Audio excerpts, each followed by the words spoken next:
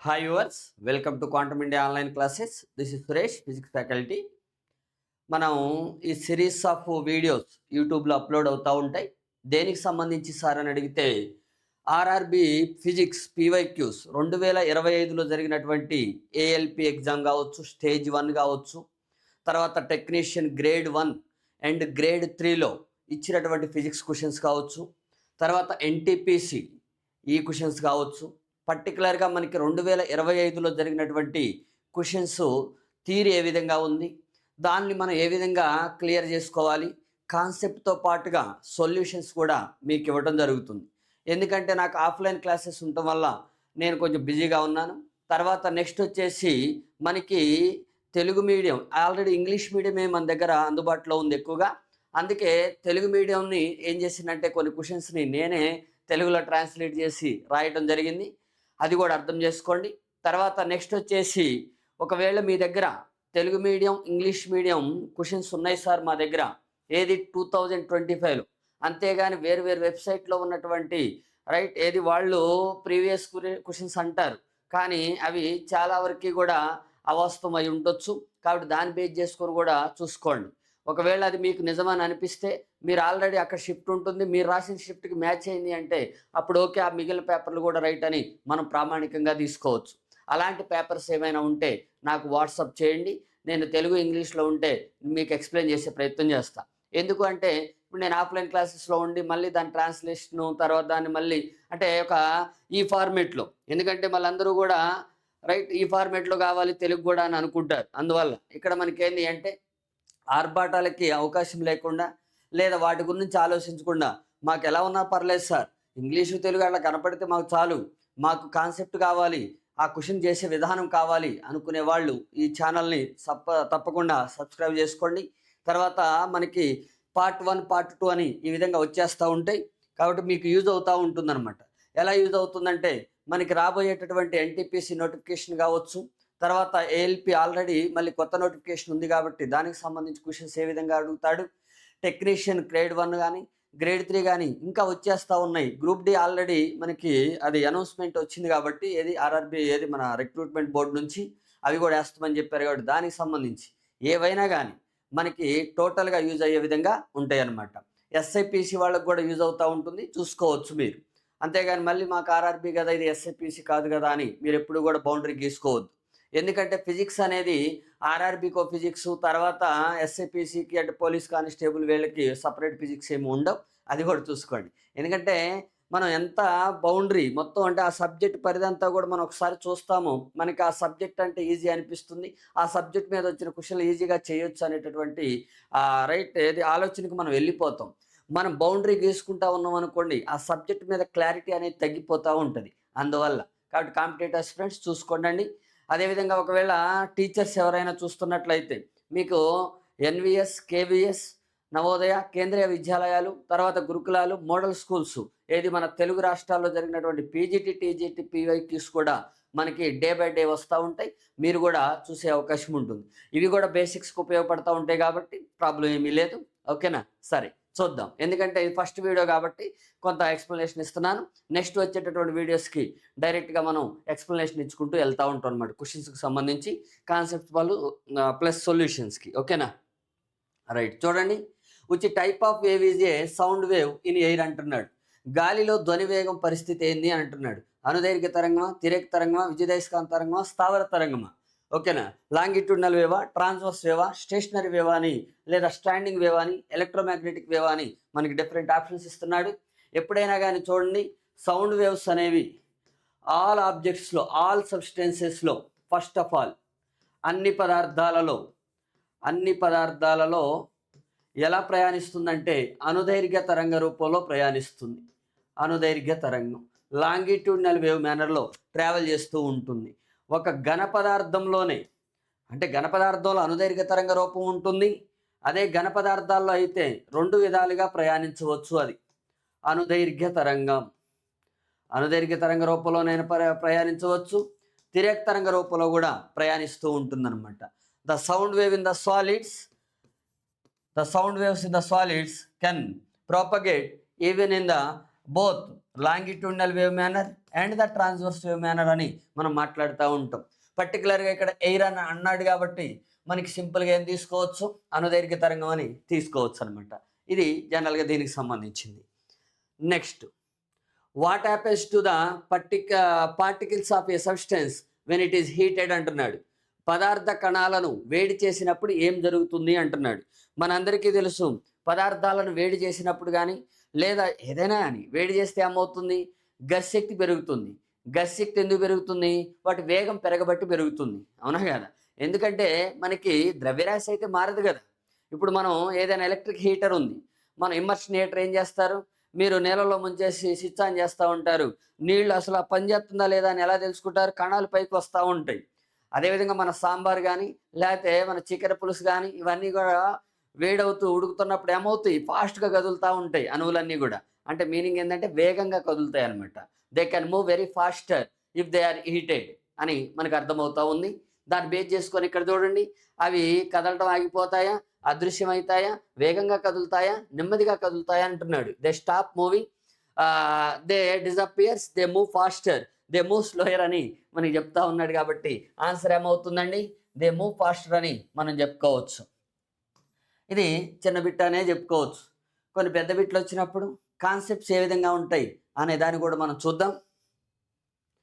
Next, what is the SI unit of energy అంటున్నాడు. శక్తికి ప్రమాణం ఏంటేంది, శక్తికి ప్రమాణం ఏమవుతుంది, జౌల్ అవుతుంది. ఇదేంటేది బలానికి సంబంధించింది, న్యూటన్, అవునా కదా. న్యూటన్ అనేది బలానికి సంబంధించింది, వాట్ అనేది సామర్థ్యానికి సంబంధించింది, కెల్విన్ అనేది ఉష్ణోగ్రత యొక్క ఎస్ఐ ప్రమాణంగా తీసుకుంటాం. ఇక్కడ శక్తికి ఎస్ఐ ప్రమాణం అడిగాడు కాబట్టి జౌల్ అని తీసుకుంటాం. The SI unit of energy is the joule. The rest of the units, Newton is corresponding to the force, kelvin is corresponding to the temperature, what is corresponding to the power అని మనం చెప్పుకోవచ్చు. Next వచ్చేసి question దాటిందండి. ఇక్కడ చూడండి, ఇది కొంచెం difficulty level, అదేవిధంగా length ఎక్కువ ఉంది కాబట్టి నేను తెలుగులో రాయలేదు, కానీ మీకు ట్రాన్స్లేట్ చేస్తా. తెలుగు మీడియం వాళ్ళు జాగ్రత్తగా వినే ప్రయత్నం చేయండి. ఇంగ్లీష్ మీడియం అక్కడే ఉంది కాబట్టి చూసుకోండి. తెలుగు మీడియంలో నేను ట్రాన్స్లేట్ చేస్తున్నా.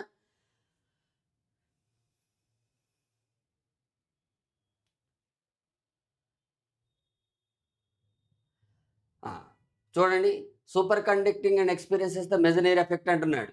మెజనీర్ ఫలితంలో అతివాహకంగా మారినటువంటి పదార్థం అయస్కాంత క్షేత్రాన్ని ఏమి చేస్తుంది అంటున్నాడు, లేదా అయస్కాంత క్షేత్రం ప్రవేశిస్తున్నప్పుడు ఏమవుతుంది అంటున్నాడు. మళ్ళొకసారి చెప్తున్నా, మెజనీర్ ఫలితం అంటాం. మెజనీర్ ఫలితంలో అతివాహకంలోనికి అయస్కాంత క్షేత్రాన్ని పంపిస్తున్నప్పుడు ఏమి జరుగుతుంది అనేది ఇక్కడ ప్రశ్న. ఏమవుతుంది, రైట్, తెలుగులో చూడండి, ఆ పదార్థం కూడా అయస్కాంత క్షేత్రం స్వేచ్ఛగా ప్రయాణిస్తుంది. అయస్కాంత క్షేత్రం ఆ పదార్థం యొక్క లోపలి భాగం చేత పూర్తిగా వికర్షింపబడుతుంది. తర్వాత మనకి ఆ పదార్థం యొక్క లోపల భాగం చేత శోషించుకొని నిల్వ చేసుకోబడుతుంది. తర్వాత నెక్స్ట్ వచ్చేసి ఏది అయస్కాంత క్షేత్రం అనేది ఆ పదార్థం లోపల తీవ్రత అనేది, అంటే స్ట్రెంత్ అంటే తీవ్రత లేదా మనకి సత్వం, తీవ్రత అనేది పెరుగుతుంది అంటున్నాడు. అంటే ఆ పదార్థం లోపల అసలు ఏం జరుగుతుందో చూడండి ఇంగ్లీష్ మీడియం వాళ్ళు. What happens to the magnetic field when a material becomes superconducting and experiences the Meissner effect. Magnetic fields penetrate the material freely. Magnetic fields are completely expelled from the interior of the material. Magnetic fields are absorbed and the stored inside the material. తర్వాత magnetic fields are increased in strength within the material అని చెప్తా ఉన్నాడు. యాక్చువల్గా మనకి super conductors అంటే ఏందండి, super conductors అంటే మనకి 1911లో కామర్లింగ్ వోన్స్ ఒక అద్భుతమైన విషయాన్ని మనకి ఫిజిక్స్లో కనుక్కోవడం జరిగింది. ఏం చేశాడు సార్ అని అడిగితే, ఆయన మెర్క్యూరీ టెంపరేచర్ అంటే ఏదో స్టడీ చేస్తూ ఉన్నాడు, యాక్సిడెంటల్గా కనుక్కున్నాడు. ఇదేమి కావాలని ఇంకేదో కొత్త పదార్థం ఉందని అయితే ఆయన కనుక్కోలేదు. ఆయన మామూలుగా యాక్చువల్గా Kamerlingh Onnes is the who scientist liquefy the హీలియాన్ని లిక్విఫై చేసిన సైంటిస్ట్ ఎవరు అని అడిగితే కామర్లింగ్ వోన్స్ అని మీరు చెప్పాల్సి ఉంటుంది. అంటే ద్రవాన్ని, అంటే ఏది మన హీలియం గ్యాస్ కదా, దాన్ని లిక్విఫై చేసినటువంటి సైంటిస్ట్ ఎవరంటే కామర్లింగ్ వోన్స్ అని చెప్పొచ్చు. అలా మనకి లో టెంపరేచర్స్ ఫిజిక్స్ గురించి మాట్లాడుతున్నప్పుడు లిక్విఫై చేసేటప్పుడు డిఫరెంట్ మెటీరియల్స్ గురించి ఆయన స్టడీ చేస్తున్నాడు. ఇక్కడ మెర్క్యూరీ యొక్క టెంపరేచర్ని ఆయన ఏం చేశాడంటే డిక్రీస్ చేసుకుంటూ వస్తున్నాడు. ఇది అబ్సల్యూట్ టెంపరేచర్ అని అనుకుందాం. అబ్సల్యూట్ టెంపరేచర్ అని తీసుకున్నట్లయితే ఇప్పుడు ఈ విధంగా మనకి టెంపరేచర్ డిక్రీజ్ అవుతూ ఉన్నప్పుడు ఒకానొక టెంపరేచర్ దగ్గరకు వచ్చాక ఏమైందంటే అబ్నార్మల్గా ఇది రెసిస్టివిటీ అని అనుకుందాం, లేదా రెసిస్టెన్స్ అని అనుకుందాం. Electrical resistance versus absolute temperature తీసుకుంటే ఆయన ఈ మెర్క్యూరీని డిక్రీజ్ చేసుకుంటూ వస్తున్నప్పుడు ఆటోమేటికల్గా మనందరికీ తెలుసు కదా, మెటల్స్లో ఏం జరుగుతుంది, టెంపరేచర్ ఇంక్రీజ్ అయితే రెసిస్టెన్స్ ఇంక్రీజ్ అవుతుందని, ఉష్ణోగ్రత పెరిగితే నిరోధం పెరుగుతుంది అని. మరి తగ్గించినప్పుడు తగ్గాలిగా, అలా తగ్గుతూ వస్తుంది. ఒకానొక టెంపరేచర్కి వచ్చేసరికల్లా వెరీ లో టెంపరేచర్ దగ్గర 4.2 కెల్విన్స్ రఫ్గా తీసుకుంటున్నా నేను. 4.2 కెల్విన్స్ దగ్గరకు వచ్చేసరికల్లా అబ్నార్మల్గా మనకి రెసిస్టెన్స్ అనేది జీరో అయిపోయింది. రెసిస్టెన్స్ జీరో అయిపోయింది ఇక్కడ. అప్పుడు ఉన్నటువంటి స్టేట్ని ఏమంటాం అంటే సూపర్ కండక్టింగ్ స్టేట్ అంటాం, అతివాహకము అంటాం. నిరోధం శూన్యమైపోతుంది. నిరోధం శూన్యమైపోయినప్పుడు అకార్డింగ్ టు జౌల్ నియమం Q is equal to I²RT, ఉష్ణ నష్టం అనేది జరగదు. అదేవిధంగా ఆ పదార్థంలో ప్రయాణించే ఎలక్ట్రాన్లకి ఎవ్వరూ అడ్డం రారు. కాబట్టి అనంతకాలం పాటు దాంట్లో విద్యుత్ ప్రవాహం అనేది మనం ఇవ్వకుండానే ఒక్కసారి మనం విద్యుత్ ప్రవాహం ఇస్తే చాలు, అది జీవితకాలం కూడా దాంట్లో విద్యుత్ ప్రవాహం అనేది ఉంటుంది, ఎటువంటి లాసు లేకుండా, without any distortion of the current according to the joules effect. Q is equal to I²RT. ఎందుకంటే R ఈజ్ ఈక్వల్ టు 0 కదా, ఆ విధంగా అనమాట.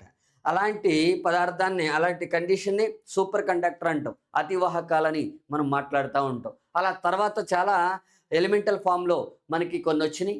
కానీ కొన్ని పదార్థాలు ఎప్పటికీ కూడా అతివాహకాలుగా మారవు. గుర్తుపెట్టుకోండి. ఏంటి సార్ అని అడిగితే మనకి సిల్వర్, కాపర్, ఓకేనా. అంటే యాక్చువల్గా మనకి ఏంటంటే మెటల్స్ టైప్ అనమాట. నోబుల్ మెటల్స్ టైప్లో noble metals never become the superconductors. ఇది కూడా ఇంపార్టెంట్. అందుకే ఎలాంటి కాన్సెప్ట్స్ కవర్ అవుతాయని మీకు ఈ వీడియోస్ అన్నీ కూడా చేయడం జరుగుతుంది. జాగ్రత్తగా చూసుకోండి. నోబుల్ మెటల్స్ నెవర్ ఏది show the super conducting property. Nobel metal లేదా నోబుల్ లోహాలు అనేవి మనకి అతివాహకతను ప్రదర్శించవు అని మనం మాట్లాడుకోవచ్చు అనమాట. ఎగ్జాంపుల్ సిల్వర్ ఇలాంటివి అన్నట్టు. సరే, బాగానే ఉంది ఇంతవరకు. ఇంకా చూద్దాం ఏం జరుగుతుందో. మరి ఇప్పుడు ఇక మెజనరీ ఎఫెక్ట్ అంటే ఏంది సార్ అనేది డౌట్ వస్తుంది. ఇక్కడ కొత్త సైంటిస్ట్ ఏది కనపడ్డాడు మనకి. ఆయన పరిస్థితి ఏందో చూడండి. ఇప్పుడు ఏదైనా ఒక పదార్థం తీసుకుంటా నేను. ఒక పదార్థం ఇది, ఒక లోహం ఇది, మెటల్, ఓకేనా. దీని మీద నేనేం చేస్తానంటే అయస్కాంత క్షేత్రాన్ని ప్రయోగిస్తా, మ్యాగ్నెటిక్ ఫీల్డ్. ఎందుకు అడిగాడో కూడా చెప్తా ఈ క్వశ్చన్ మీకు. అయస్కాంత క్షేత్రాన్ని ప్రయోగిస్తున్నా. ఇది లోహం కాబట్టి తన గుండా అయస్కాంత బలరేఖల్ని, మ్యాగ్నెటిక్ ఫ్లక్స్ లైన్స్ని పాస్ చేయించుకుంటూ ఉంటుంది. ఇది ఒక మెటీరియల్ కాబట్టి, మెటల్ కాబట్టి, ఓకేనా.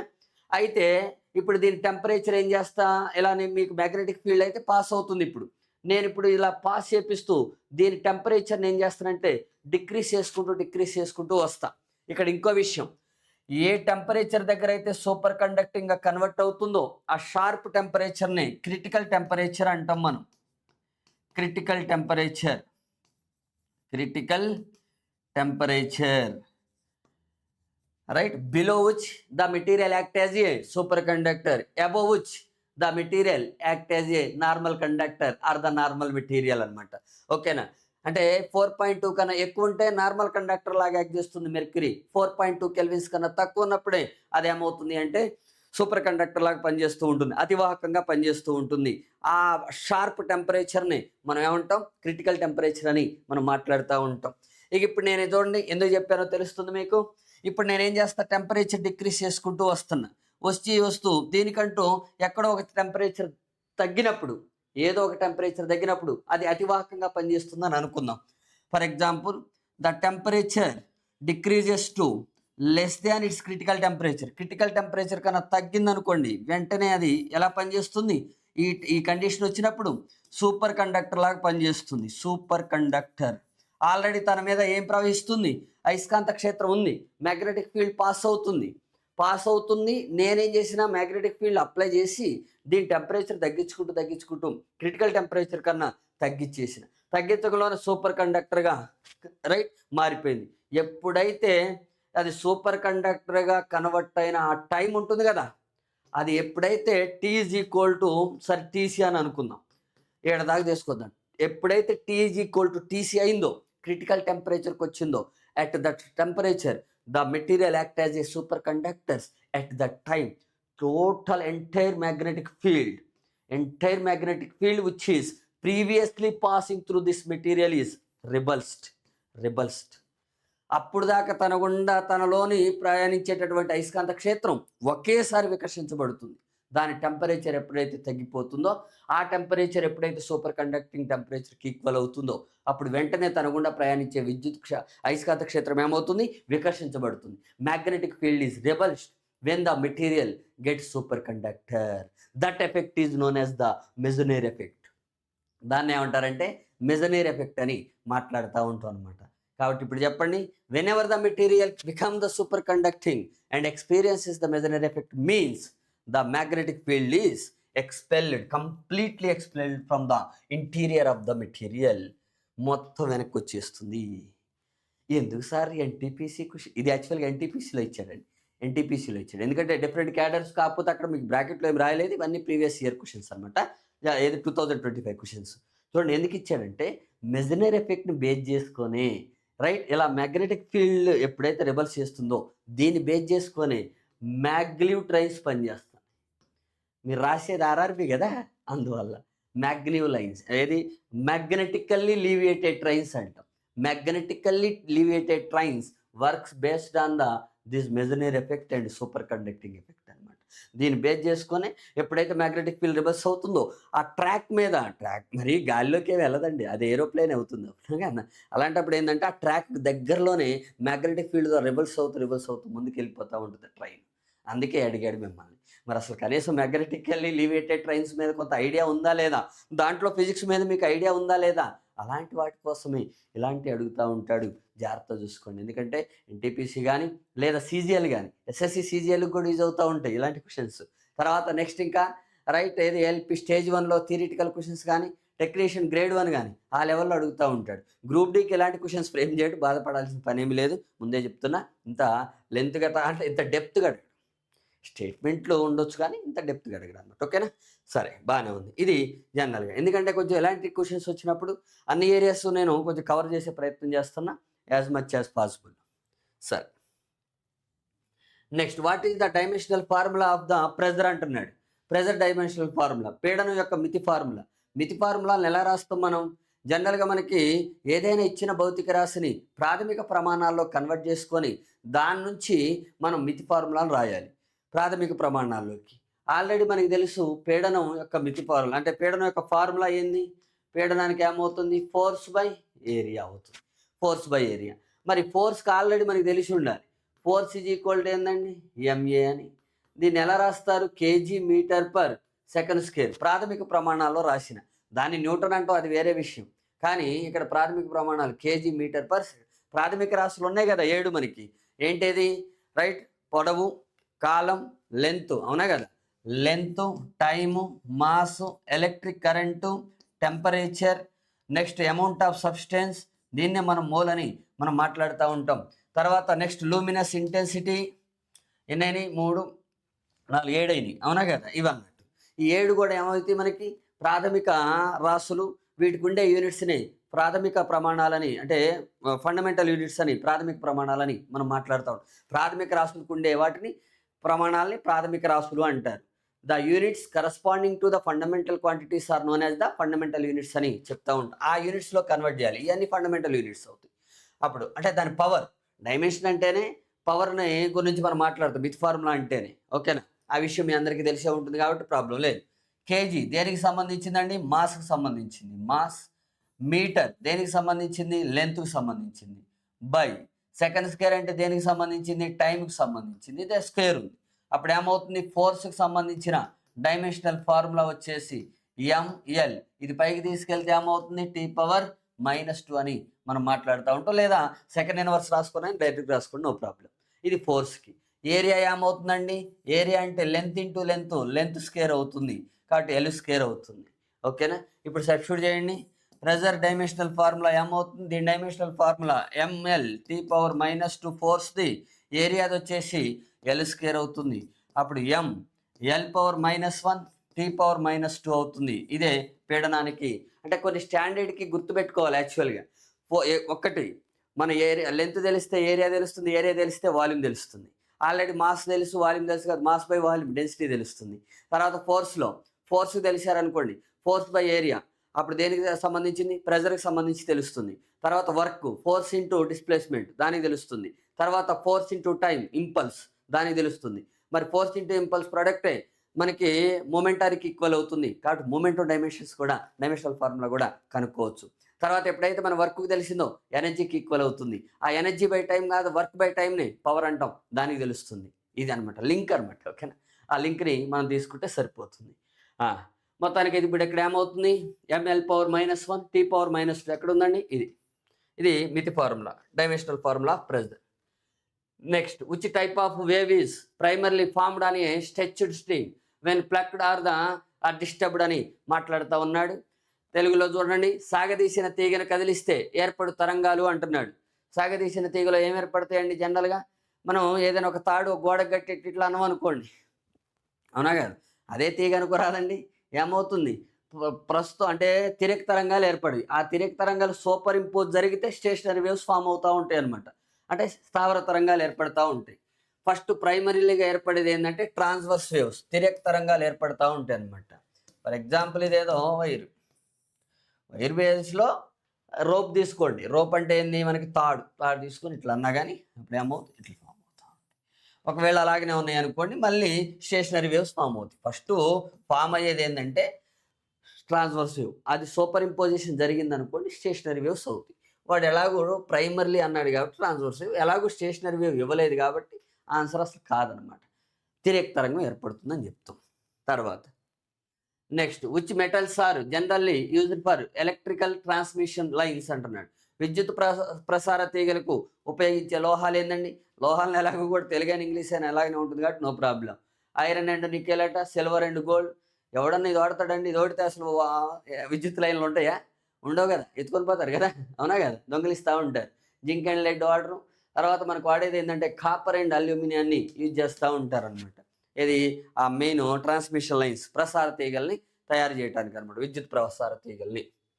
ఓకే, ద స్పీడ్ లిమిట్ అని highway has the dimensions of, రహదారిపై వడి అవధి, రహదారైన ఎక్కడైతే నాకెందుకండి, ఫిజిక్సే, అవునా కాదు. వడికి ఏంది, దూరం బై కాలం, దూరం అంటే distance by time nothing but length upon time, అవునా కాదు. అర్థ డిస్టెన్స్ అపాన్ టైం అని మనం మాట్లాడుతూ ఉంటాం.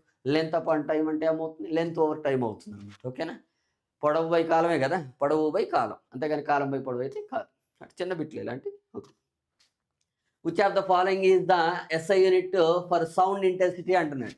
ఎప్పుడైనా ఇంటెన్సిటీ అంటే ఇంటెన్సిటీ ఆఫ్ లైట్ అయినా, ఇంటెన్సిటీ ఆఫ్ రేడియేషన్ అయినా, ఇంటెన్సిటీ ఆఫ్ సౌండ్ అయినా జనరల్ యూనిట్స్ ఏమవుతాయి అని అడిగితే the energy per area per second, the energy crossing perpendicular to the area per unit second is known as the intensity అంటాం. ప్రమాణ వైశాల్యానికి లంబంగా ప్రమాణ కాలంలో ప్రవహించే శక్తినే మనం శక్తి తీవ్రత అంటాం. అది ధ్వని అయితే ధ్వని తీవ్రత, కాంతి అయితే కాంతి తీవ్రత, ఉష్ణమైతే ఉష్ణ తీవ్రత అని చెప్తా ఉంటారు. కాబట్టి జనరల్ ఫార్ములా మాట్లాడింది నేను ఎనర్జీకి సంబంధించి. అప్పుడు ఏమవుతుంది, ఎనర్జీకి ఏమవుతుంది జౌల్, ఏరియాకి ఏమవుతుంది metre square, into time second అవుతుంది. ఇప్పుడు చూడండి, దీన్ని joule for second into metre square రాసుకోవచ్చు. జౌల్ ఫర్ సెకండ్ని వాట్స్ అని రాసుకుంటాం మనం, ఎందుకంటే పవర్ ఈజ్ ఈక్వల్ టు ఏంది, వర్క్ బై టైం కదా. దీనికి యూనిట్స్ ఏమైతే జౌల్ పర్ సెకండ్, దాన్నే వాట్స్ అని మనం మాట్లాడుతూ ఉంటాం. కాబట్టి వాట్స్ పర్ మీటర్ స్క్వేర్ అవుతుంది. ఇంటెన్సిటీ ఆఫ్ ఈ ఎనర్జీ ఇక్కడ ఎవరు, సౌండ్. కాబట్టి intensity of sound is right watts per metre square. చాలామంది ఏమనుకుంటారంటే డెసిబుల్ అనే యూనిట్ లేదు అని. డెసిబుల్ అనేది సౌండ్ లెవెల్కి కానీ లేదా లౌడ్నెస్కి కానీ యూజ్ చేస్తూ ఉంటారు. Loudness is nothing but a sound level, వినికిడి తీవ్రతకి లేదా శబ్ద పరిమాణానికి అయితే డెసిబుల్ అవుతాం. Scientific unit of intensity of sound is right watts per metre square according to the formula.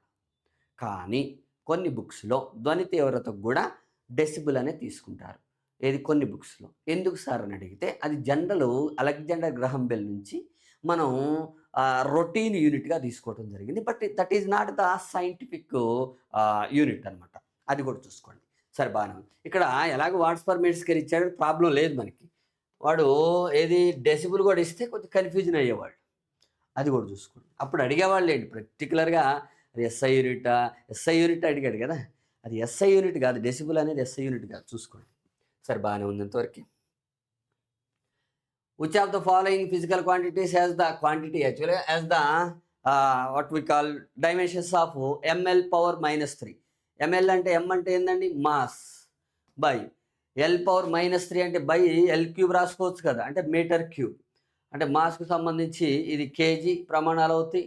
తర్వాత అక్కడ మీటర్ అంటే ఏంది, మీటర్ క్యూబ్ కదా, కేజీ పర్ మీటర్ క్యూబ్ దేనికి సంబంధించింది, డెన్సిటీకి సంబంధించింది.